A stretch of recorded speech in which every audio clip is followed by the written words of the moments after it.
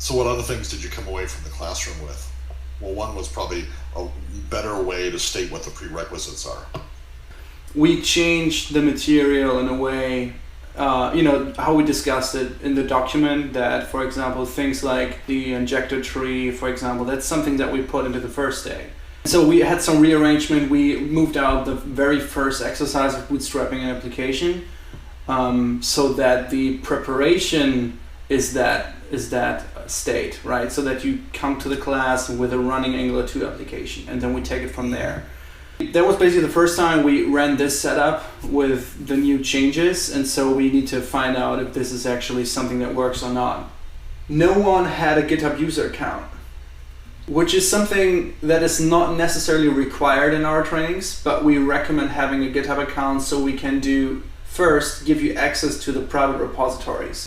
Second, we need your GitHub user account. You need to have a GitHub authentication working so that we can add you to our chat room.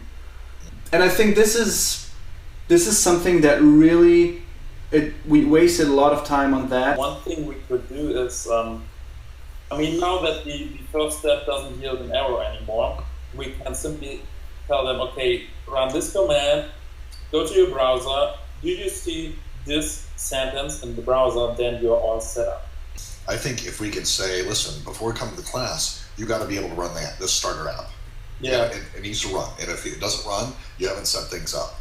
Yeah, this is why I think it's great now that we can actually tell them, okay, just go to the browser, you see the string, everything is set up.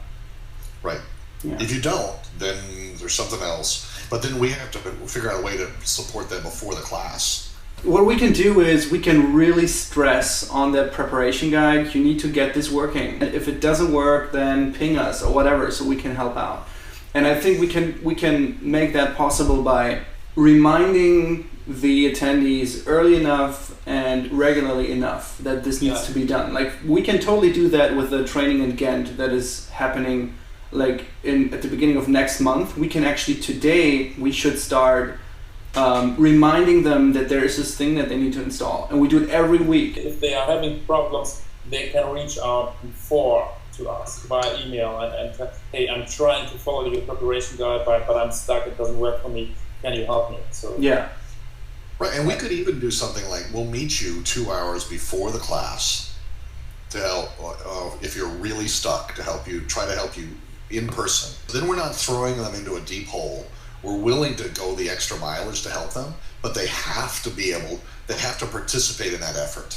Maybe the other thing we could do is we could do a video of, okay, here's, as you're preparing for our class, so it's like a 30-minute video.